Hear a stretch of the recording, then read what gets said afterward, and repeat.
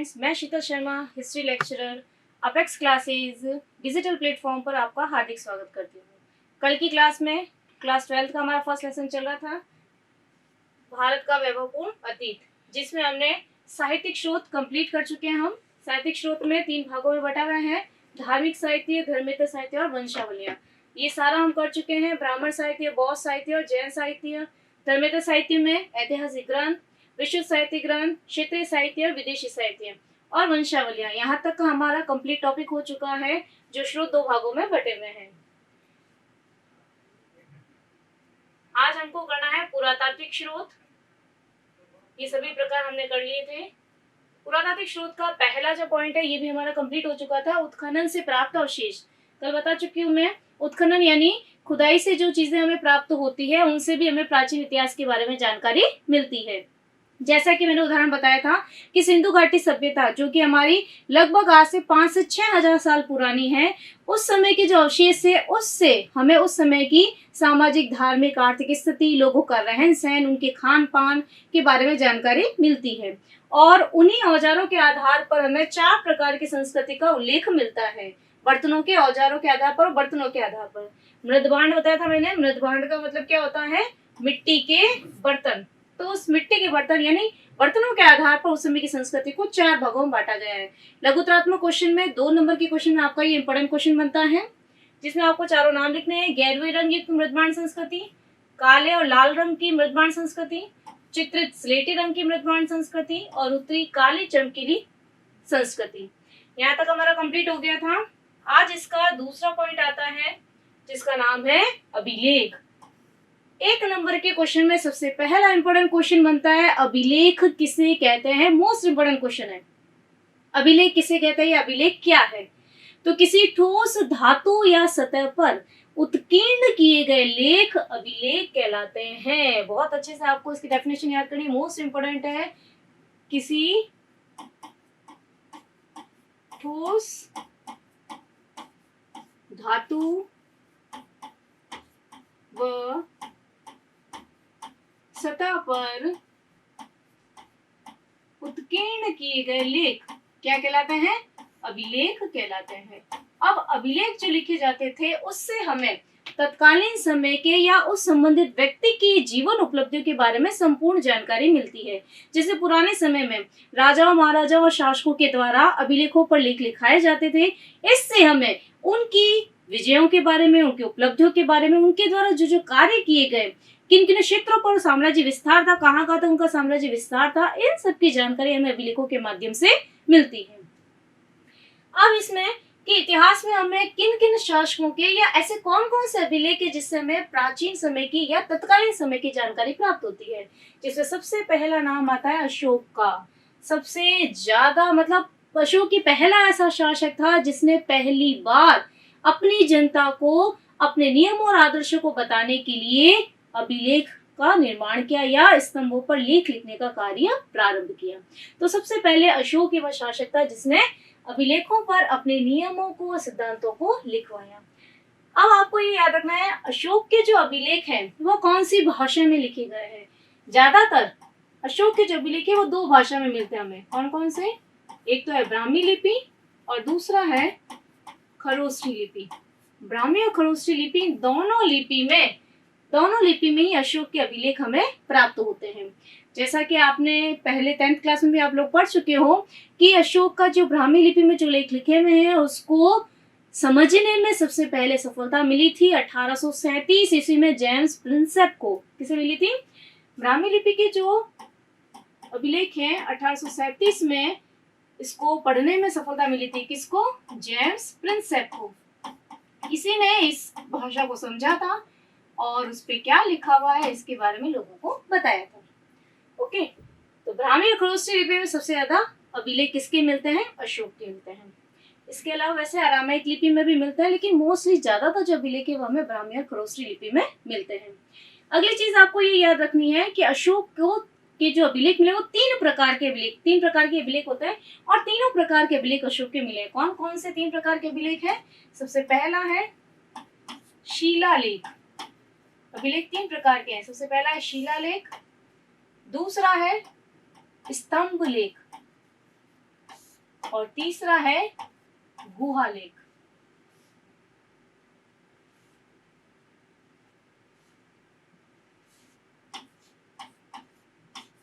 गुहालेख। अशोक के जो अभिलेख मिले हैं 3 प्रकार के। सबसे पहला कौन सा है? शिलालेख। शिलालेख का मतलब किसी बड़ी शिला या पत्थर की चट्टानों पर लिखे गए लेख क्या कहलाते हैं? शिलालेख कहलाते हैं। स्तंभ लेख किसे कहते हैं? किसी स्तंभ पर, पिलर होता है, पिलर के ऊपर जो लेख लिखे हुए हैं उन्हें क्या कहते हैं? स्तंभ लेख कहा जाता है। और तीसरा है गुहालेख, यानी गुफाओं पे, गुफाओं की दीवारों के अंदर, दीवारों के ऊपर जो लेख लिखे जाते हैं उन्हें क्या कहते हैं? गुहालेख। तो ये तीनों प्रकार के जो लेख है वो किसके मिलते हैं हमें? अशोक के। जिसके कारण हमें अशोक के समय की, मौर्यकालीन समय की सारी जानकारी हमें प्राप्त होती है कि किस प्रकार उसने प्रजा के लिए क्या क्या कार्य किए थे, उसकी उपलब्धियां क्या थी, उसका साम्राज्य विस्तार कहाँ कहाँ तक था। इन सब की जानकारी हमें उसके इन अभिलेखों से प्राप्त होती है। ओके, नेक्स्ट है हाथी गुम्फा अभिलेख। अशोक के बाद में अगला कौन सा अभिलेख मिलता है? हाथी गुम्फा अभिलेख। किसका अभिलेख है ये? कौन सा शासक है? कलिंग का। कलिंग कहाँ पर है पता है आप लोगों को? उड़ीसा में। कलिंग कहाँ पर है? उड़ीसा में। तो कलिंग का राजा या कलिंग नरेश क्या नाम था? खारवेल। कलिंग के राजा खारवेल का जो अभिलेख है वह कौन सा है? हाथी गुम्फा अभिलेख, जिससे हमें खारवेल के जीवन की उपलब्धियों की जानकारी मिलती है। कलिंग में उसकी साम्राज्य व्यवस्था, उसकी शासन व्यवस्था की संपूर्ण जानकारी प्राप्त होती है। नेक्स्ट है नासिक अभिलेख। नासिक अभिलेख में किस शासक की जानकारी मिलती है? नासिक अभिलेख में हमें मिलती है गौतमीपुत्र सातकर्णी। कौन था? सातवाहन वंश का सबसे प्रतापी शासक था गौतमीपुत्र सातकर्णी। गौतमीपुत्र सातकर्णी की उपलब्धियों का उल्लेख हमें किसके अंदर मिलता है? नासिक अभिलेख के अंदर मिलता है। नेक्स्ट है प्रयाग प्रशस्ति। मोस्ट इंपोर्टेंट, 10th क्लास में भी आप पढ़ चुके हो प्रयाग प्रशस्ति, जिसको इलाहाबाद प्रशस्ति भी कहा जाता है। प्रयाग प्रशस्ति की रचना किसके द्वारा की गई पता है आप लोगों को? हरिशेन के द्वारा। किसके द्वारा की गई? हरिशेन के द्वारा प्रयाग प्रशस्ति या इलाहाबाद प्रशस्ति लिखी गई। कौन था हरिशेन? हरिशेन था समुद्रगुप्त का दरबारी कवि। गुप्त वंश का शासक था समुद्रगुप्त, उसका दरबारी कवि था हरिशेन, और उसके द्वारा कौन सी प्रशस्ति लिखी गई? प्रयाग प्रशस्ति, जिसे इलाहाबाद प्रशस्ति भी कहते हैं, जो इलाहाबाद में यूपी में थी। ओके, अब समुद्रगुप्त की जो उपलब्धि है ये, इसमें समुद्रगुप्त की विजयों का, उसकी उपलब्धियों का संपूर्ण विवरण, ज्यादातर वैसे उसकी जो विजय थी, कौन कौन सी नीतियां उसने अपने आसपास के पड़ोसी देशों के साथ में अपनाई थी और किस प्रकार अपने साम्राज्य का विस्तार किया था, वह सारी जानकारी हमें किसके अंतर्गत मिलती है? प्रयाग प्रशस्ति के अंदर देखने को मिलती है। नेक्स्ट है जूनागढ़ अभिलेख। जूनागढ़ अभिलेख 1 नंबर का इंपॉर्टेंट क्वेश्चन है। कई बार पूछा जाता है कि जूनागढ़ अभिलेख से हमें किस शासक की उपलब्धियों की जानकारी मिलती है? तो जूनागढ़ अभिलेख से मिलती है हमें शक शासक रुद्रदमन। और क्रॉस क्वेश्चन ऐसे भी पूछा जा सकता है कि रुद्रदमन की उपलब्धियों की जानकारी हमें किस अभिलेख से मिलती है? तो रुद्रदमन की उपलब्धियों की जानकारी हमें जूनागढ़ अभिलेख से मिलती है। नेक्स्ट है भीतरी स्तंभ लेख। भीतरी स्तंभ लेख से किसकी जानकारी मिलती है? गुप्त शासक स्कंदगुप्त, उसके द्वारा हुणों पे जो आक्रमण हुए थे, हुणों से जो उसने युद्ध किया था, उन सब की जानकारी हमें किससे मिलती है? भीतरी स्तंभ लेख से मिलती है। नेक्स्ट है प्रभावती गुप्त की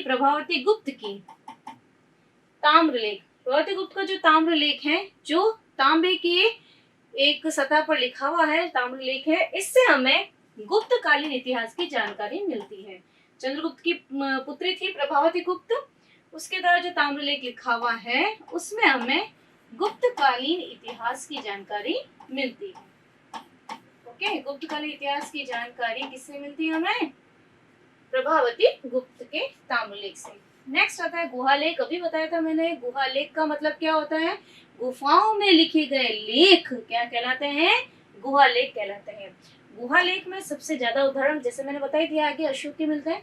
तो अशोक की जो बराबर की गुफाएं हैं, अशोक की बराबर की गुफाएं, जिसमें अशोक के बारे में जानकारी मिलती है।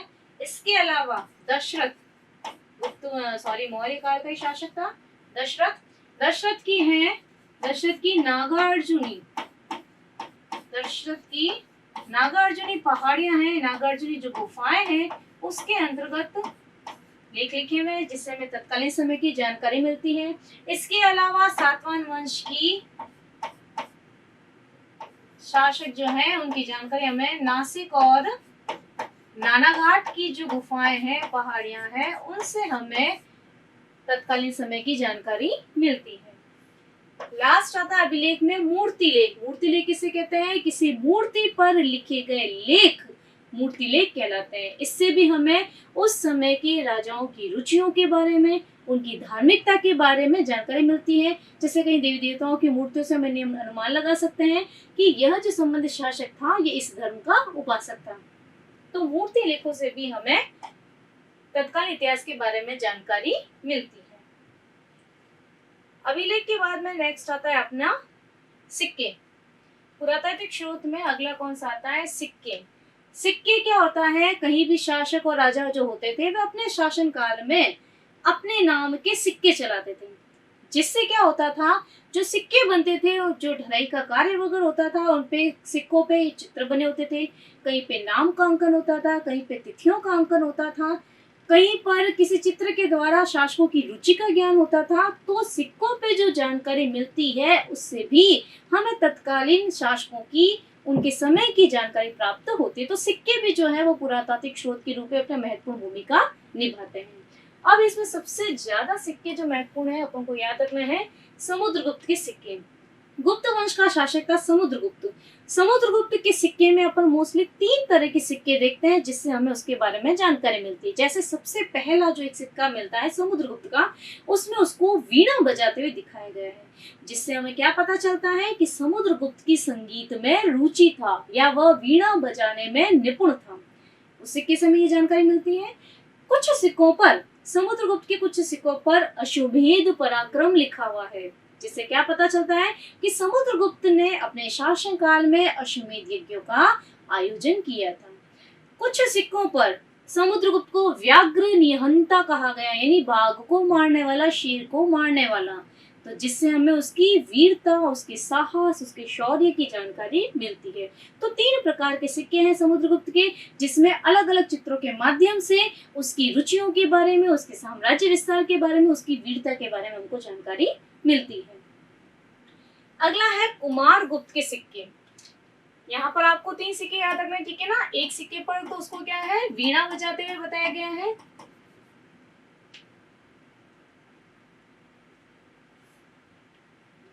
एक सिक्के पर उसको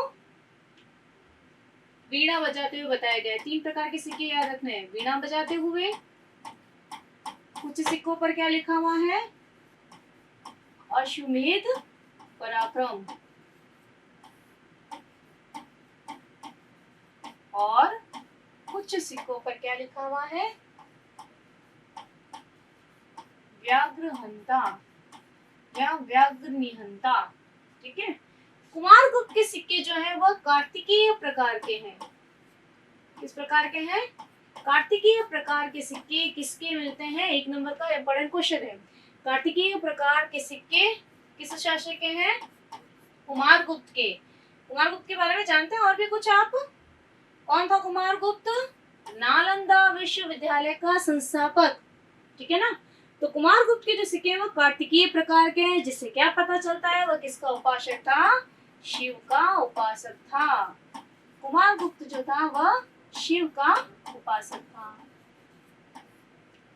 नेक्स्ट है लघुतरात्मक क्वेश्चन बनता है आपका कि सिक्कों से हमें किसकी जानकारी प्राप्त होती है। लघुतरात्मक क्वेश्चन में पूछा जाएगा जिसमें आपको आंसर लिखना है, जिसमें आपके पास में 7 पॉइंट दिए हुए हैं। सबसे पहला है तिथिक्रम निर्धारण की जानकारी, कि सिक्कों पर किसी काल के वंश के सन के बारे में लिखा हुआ होता है, जिससे हमें पता चलता है कि यह किस समय का सिक्का है।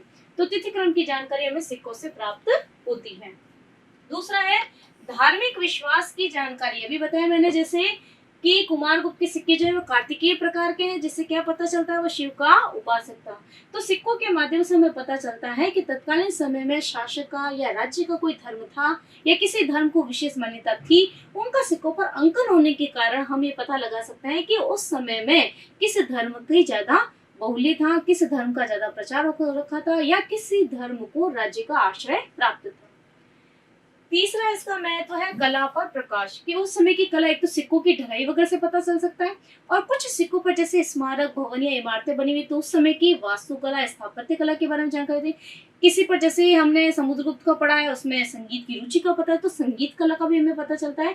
तो कला पर प्रकाश भी सिक्कों के माध्यम से डाला जा सकता है, या सिक्कों के माध्यम से भी हमें संगीत कला या स्थापत्य कला या उस समय की धातु कला के बारे में जानकारी प्राप्त होती है। चौथा है व्यापार और आर्थिक स्तर की जानकारी। व्यापार में सिक्कों के आदान प्रदान विनिमय के माध्यम से जो मुद्रा का लेन देन होता था उसके माध्यम से भी, और उसकी ढलाई वगैरह और किस प्रकार के सिक्के बनाए गए, सोने के हैं, चांदी के, तांबे के हैं, उस आधार पर हम ये पता लगा सकते हैं कि तत्कालीन समय की आर्थिक व्यवस्था कैसी थी। ओके। पांचवा था साम्राज्य विस्तार की कहानी। कई शासक ऐसे होते थे जो अपने साम्राज्य का विस्तार करने की उपलक्ष्य में काफी सारे सिक्कों का प्रचलन करते थे। जैसा कि एक उदाहरण है कनिष्क का, हम मानते हैं कनिष्क ने एक शक संवत चलाया था। शक संवत के बाद में ये तो संवत का आ जाता है। यहाँ पर क्या कह रहा है, साम्राज्य विस्तार की जानकारी, जैसे शकों पर विजय प्राप्त करने के बाद में चंद्रगुप्त ने सिक्कों का प्रचलन किया था, तो काफी सारे ऐसे शासक थे जिन्होंने अपने साम्राज्य विस्तार की उपलब्धियों में भी सिक्कों का निर्माण करवाया था। छठा पॉइंट आता है नवीन तथ्यों और घटनाओं की जानकारी। कुछ ऐसी जानकारी जो हमें अन्य स्रोतों से प्राप्त नहीं होती है, तो सिक्कों के माध्यम से, सिक्कों पर जो चीजें लिखी हुई है उसके माध्यम से हम तत्कालीन समय की जानकारी प्राप्त कर सकते हैं। और अंतिम है शासकों की रुचियों का ज्ञान। जैसे कि हमने यहाँ पर पढ़ा था कि समुद्रगुप्त की रुचि किसमें थी, संगीत में, वीणा बजाने में उसकी रुचि थी, वह संगीत का प्रेमी था। तो शासकों की रुचियों के बारे में भी हमें जानकारी किससे मिलती है, सिक्कों से मिलती है। अगला आता है पुरातात्विक स्रोत में स्मारक और भवन। स्मारक और भवन में क्या क्या आता है, देखो सबसे पहला दिया हुआ स्तूप। स्तूप किसे कहते हैं, एक अर्धचंद्राकार टीला क्या कहलाता है, स्तूप कहलाता है। अर्धचंद्राकार ऐसी आकृति होती है स्तूप की, देखा हुआ होगा आपने, जैसे सारनाथ का स्तूप है, सांची का स्तूप है, तो एक अर्धचंद्राकार जो टीला होता है वो स्तूप कहलाता है। इसमें क्या होता है, बौद्ध धर्म के जो पहुंचे हुए व्यक्ति होते हैं, भिक्षु भिक्षुणियां होते हैं, जो महान व्यक्ति होते हैं, उनके अस्थियों को स्तूप के नीचे दफनाकर उसके ऊपर स्तूप, जैसे हिंदुओं में अपने समाधि स्थल बनाते हैं, वैसे ही बौद्ध धर्म में क्या होता है, किसी महापुरुष की अस्थियों को मिट्टी में नीचे दबाकर दफनाया जाता है और उसके ऊपर एक अर्धचंद्राकार टीले की आकृति बनाई जाती है, जिसे क्या कहा जाता है, स्तूप कहा जाता है। दूसरा दिया हुआ है चैत्य। चैत्य किसे कहते हैं, चैत्य वे जगह जहां पर बौद्ध भिक्षु और भिक्षुणियां पूजा पाठ करते हैं, उनका जो पूजा स्थल होता है, बौद्ध लोगों का जो पूजा स्थल है वह क्या कहलाता है, चैत्य कहलाता है। ओके। तीसरा है विहार। इन तीनों में अंतर आपको पता होना चाहिए, स्तूप क्या होते हैं, चैत्य क्या होते हैं, विहार क्या होते हैं, तीनों ही बौद्ध धर्म से संबंधित है। स्तूप तो क्या हो गया, जिसमें अस्थियों को नीचे दफनाकर ऊपर अर्धचंद्राकार टीला बनाया जाता है। चैत्य क्या हो गया, जहां पर बौद्ध लोगों के द्वारा, भिक्षु भिक्षुणियों के द्वारा पूजा पाठ किया जाता था, पूजा का स्थान हो गया, जैसे हिंदुओं में मंदिर होता है वैसे। और विहार क्या होता है, जहां पर भिक्षु और भिक्षुणी रहते थे, यानी उनका निवास स्थान जो होता था भिक्षु भिक्षुणियों का, वह क्या कहलाता था, विहार कहलाता था। ओके। मंदिर से आप सभी पर परिचित हैं, जहां पर हिंदू लोग पूजा पाठ करते हैं। राजप्रासाद यानी राजा का महल, राजा का घर, दुर्ग, किला और भवन, ये सारी चीजें किसके अंतर्गत आती है, स्मारक और भवन के अंतर्गत। तो ये जो सारी चीजें हैं, इनसे भी हमें प्राचीन इतिहास के बारे में जानकारी प्राप्त होती है। अब इसमें एग्जाम्पल दिया, एक तो देवगढ़ व भीतरी गांव के मंदिर। देवगढ़ भीतरी गांव कहाँ पर है, यूपी में है। यहाँ से हमें तत्कालीन समय की जानकारी, मंदिर की कला की जानकारी, उस समय की मंदिर कला कैसी थी, उन सब की जानकारी हमें प्राप्त होती है। एग्जाम्पल आपको याद रखना है, कंबोडिया का अंगकोर वाट का मंदिर, ये किसका उदाहरण है कि भारत की संस्कृति जो थी वो भारत में ही नहीं अपितु भारत के बाहर भी फैली थी। ठीक है ना। तो कंबोडिया का जो अंगकोर वाट का मंदिर है वो भारतीय संस्कृति का विदेशों में प्रचार का महत्वपूर्ण उदाहरण है, इससे हमें पता चलता है। जावा का बारोबुदुर का मंदिर, इससे भी हमें ये पता चलता है कि भारतीय संस्कृति केवल भारत में ही नहीं अपितु भारत के बाहर भी भारतीय संस्कृति का इतनी इसमें आकर्षण की क्षमता थी कि ये भारतीय संस्कृति बाहर के देशों में भी या विदेशी लोगों ने भी इसको अपनाया था और यहाँ के देवी देवताओं के नाम पर अपने वहां पर मंदिरों का निर्माण करवाया था। ओके, सबसे लास्ट में अपना आता है पुरातात्विक स्रोत में मूर्तियां, शैल चित्र कला और अन्य कलाकृतियां। मूर्तियां तो सभी आप परिचित हैं। शैल चित्र किसे कहते हैं? शैल चित्र किसे कहते हैं? शैलों पर या दीवारों पर बनने वाले चित्र, दीवारों या शैल या पत्थर भी कह सकते हैं, शैलों पर बनने वाले चित्र क्या कहलाते हैं? शैल चित्र। ओके, तो इनसे भी हमें प्राचीन इतिहास की जानकारी मिलती है। इसमें आपको एग्जांपल याद रखना है, मध्य प्रदेश की Bhimbetka most important question, 1 number के क्वेश्चन में कई बार पूछा जाता है कि भीमबेटका गुफा किसके लिए प्रसिद्ध है। तो भीमबेटका जो मध्य प्रदेश में स्थित है, आपको ध्यान रखना है, मैप में भी कई बार जगह पूछ ली जाती है। तो भीमबेटका जो मध्य प्रदेश स्थित है किसके लिए प्रसिद्ध है? शैल चित्र के लिए प्रसिद्ध है। ओके, मध्य प्रदेश की दूसरी गुफा कौन सी है? पंचमढ़ी की गुफाएं, इसके अलावा अजंता की गुफाएं। यहाँ से भी हमें प्राचीन इतिहास के बारे में जानकारी मिलती है, क्योंकि प्राचीन समय में जो लोग शैलाश्रय में रहते थे, शैलाश्रय मतलब जो गुफाओं में रहते थे, निवास करते थे, या जिसमें हम ये कह सकते हैं कि जिसमें भाषा का आविष्कार नहीं हुआ था, उस समय मनुष्य अपने विचारों को चित्रों के माध्यम से व्यक्त करता था। तो ऐसे में मनुष्य अपने भावों की अभिव्यक्ति चित्रों के माध्यम से कहाँ चित्र बनाता? जहाँ वह रहता था, उन गुफाओं की दीवारों पर उसने चित्र बनाना शुरू कर दिया, जिससे हमें उस समय के मानव की रुचि क्या है उस समय, क्योंकि मनुष्य जो अपने आसपास देखता था उन्हीं चित्रों को बनाता था, जिसमें उसका विश्वास होता था उसी को बनाता था। यानी अपने भावों को व्यक्त करने के लिए मनुष्य के दिमाग में क्या चल रहा है वह सारी चीजें वो चित्रों के माध्यम से दर्शाता था। तो इससे हमें तत्कालीन समय के मानव की, उनके विचारों की, आसपास के वातावरण की सारी जानकारी हमें इनके माध्यम से मिलती है। तो आज का हमारा यहाँ पर कंप्लीट हो गया है लेसन, जिसमें हमने पुरातात्विक स्रोत कंप्लीट कर लिए हैं। जो आपका लॉन्ग क्वेश्चन बनता है, एक लॉन्ग क्वेश्चन बनता है पूरा कि भारतीय इतिहास की जानकारी के स्रोत बताइए, उसमें आपको 2 स्रोत और इनके अंदर की डिटेल लिखनी होती है। कई बार अलग अलग भी पूछा जाता है कि भारतीय इतिहास की जानकारी के साहित्यिक स्रोतों का उल्लेख कीजिए, वर्णन कीजिए, या भारतीय इतिहास की जानकारी के पुरातात्विक स्रोतों का उल्लेख कीजिए। ठीक है, तो यहाँ तक अपना कंप्लीट हो चुका है, एक टॉपिक लगभग अपना कंप्लीट हो चुका है। आगे की क्लास में हम नेक्स्ट टॉपिक पढ़ेंगे। तब तक के लिए धन्यवाद, bye bye, thank you. Subscribe करें हमारा Apex Classes Edutech YouTube channel, साथ ही बेल आइकन को क्लिक करना बिल्कुल ना भूलें, ताकि आगे आने वाले सभी यूट्यूब वीडियोस की अपडेटेड नोटिफिकेशंस सबसे पहले आपको मिले। Apex Classes Edutech, subscribe now.